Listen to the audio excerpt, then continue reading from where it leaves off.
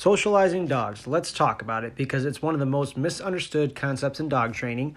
And socializing can mean a lot of different things, but usually when people talk about socializing the dog, it really means dog to dog interaction. Socializing really is just getting your dog used to all the things in life. So dogs, people, sounds, noises. And so you really need to get your dog out and about, onto walks, go to parks, different things like that. Get them used to different sounds, different, big trucks, garbage trucks, heavy machinery, things like that. That's really a big piece of socializing too. But let's focus on the dogs here for a second. So in this case, dog to dog, this dog is very, very small. The other dog is very, very big. So they really can't interact for safety purposes.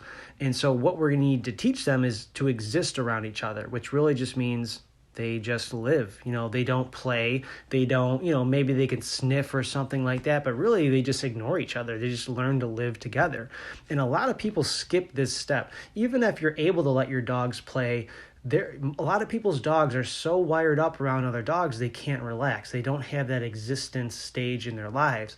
And this is what you really want to focus on, especially if your dog is older, especially if you don't have this other dog going to be living into the house. Ask yourself, what are your goals? If you're trying to train your dog to focus on you, to pay attention to you, to not pull on walks, this is what you need to do. You need to get them to exist around each other.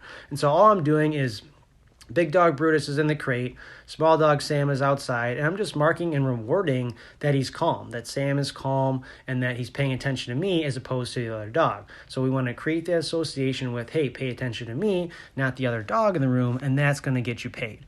And then obviously you would flip-flop this, so after I work with Sam, free, Brutus would be in the crate. This is a really good place to start.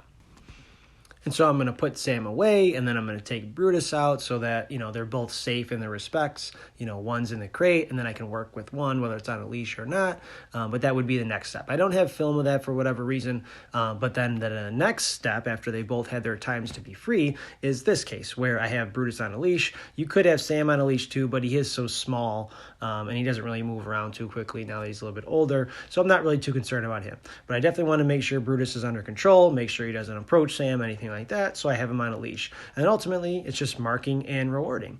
You can see here, I don't remember if we placed Brutus there, if he just chose to go up there, but we put him in some structure so that he can chill out there and not worry about Sam.